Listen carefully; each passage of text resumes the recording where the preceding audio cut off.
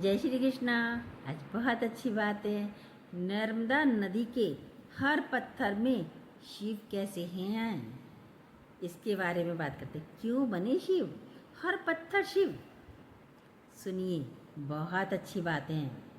प्राचीन काल में नर्मदा नदी ने बहुत वर्षों तक तपस्या करके ब्रह्मा जी को प्रसन्न किया। नर्मदा नदी ने तपस्या की ब्रह्मा जी की और भगवान ब्रह्मा को प्रसन्न किया।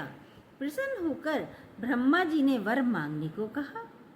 नर्मदा जी ने कहा, ब्रह्मा जी, यदि आप मुझ पर प्रसन्न हैं तो मुझे गंगा जी के समान कर दीजिए।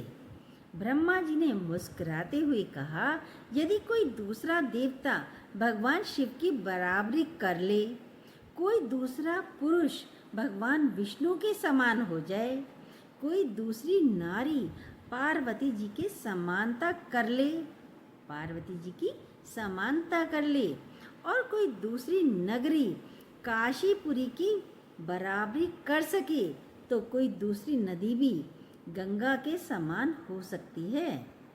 ब्रह्मा जी की बातें सुनकर नर्मदा उनके वरदान का त्याग कर कर काशी चली गई और वहाँ पिलपिला तीर्थ में शिवलिंग की स्थापना करके तप करने लगी। भगवान शंकर उन पर बहुत प्रसन्न हुए और वर मांगने के लिए कहा। नर्मदा ने कहा, भगवान, तुच्छ वर मांगने से क्या लाभ, बस आपके चरण कमलों में मेरी भक्ति बनी रहे।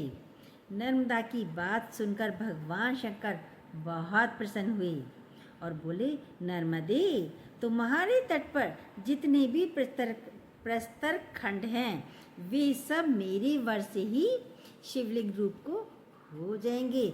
जितने भी ये पत्थर हैं सब शिवलिंग का रूप ले लेंगे, शिवलिंग हो जाएंगे। देखिए इन्हें सबको।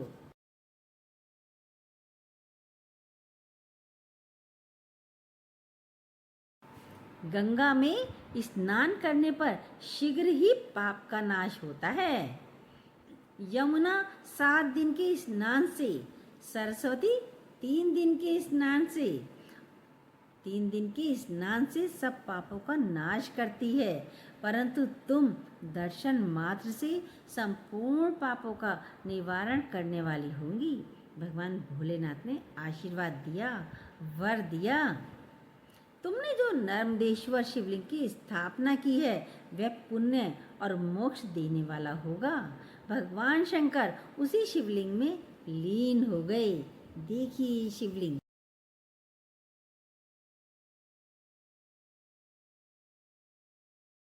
इतनी पवित्रता पाकर नर्मदा भी प्रसन्न हो गई। इसलिए कहा जाता है, नर्मदा का हर कंकर शिव शंकर है। जय श्री कृष्णा। ये छोटी सी स्टोरी नर्मदा की कैसी लगी आपको? ज़रूर अच्छी लगी होगी। जो न्यू हो प्लीज़ सब्सक्राइब कीजिएगा, बेल को दोबारा प्रेस कीजिएगा और अपनी लाइक और कमेंट भी ज़रूर दीजिएगा।